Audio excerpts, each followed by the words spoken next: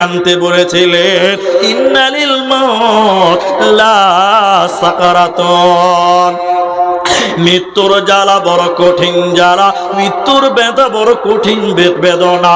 নবী বললেন, নবীর সাহাবী আমর বিন আস বলছে, আমি শ্বাস নিতে পারছি না, বড্ড কষ্ট হচ্ছে, সংকীর্ণ হয়ে গেছে শ্বাসনালীটা।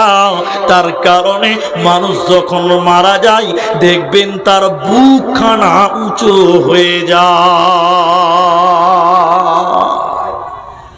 দাদিকে মরতে দেখেছেন? দাদি যখন মারা যাচ্ছে করে ভিতর থেকে আওয়াজ বের হচ্ছে। না, তুমি জান্নাতের সংবাদ গ্রহণ করো, যে জান্নাতের ব্যাপারে স্বয়ং আল্লাহ ওয়াদা দিয়েছিল। অতএব যারা আল্লাহকে আল্লাহ বলে মেনে নিবে, রবকে রব বলে মেনে নেবে, ওদের মৃত্যুকালে কোনো কষ্ট হবে না, হবে না, হবে না। তাহলে এবার বলবেন, মাওলানা সাহাবীদের কষ্ট হলো কেন, নবীদের কষ্ট হলো কেন? অনেক কারণ আছে, একটা শুধু বলে দে।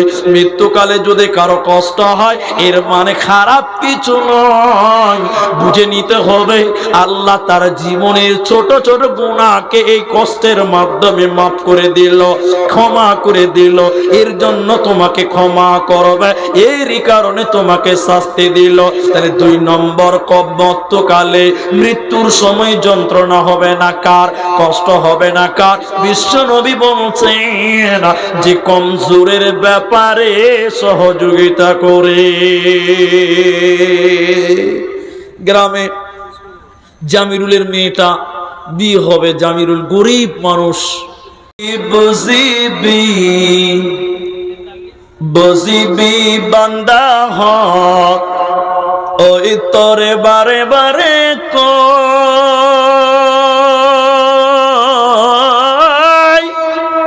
জিদিনা নিদারুন, হিদিনা নিদারুন, হিদিনা বুঝিবি তয়, এ বান্দা হক হিদিনা বুঝিবি তয়।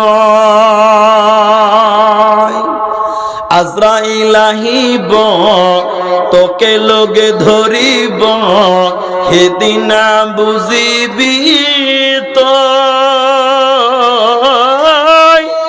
যাব হে লাগিব অকলে অকলে, চাই থাকিব রই রই, হিদিনা বুঝিবি তয়, এ বান্দা বুঝিবি তয়, এ বান্দা হত হিদিনা বুঝিবি তয়। পরিশেষ দোয়া করি,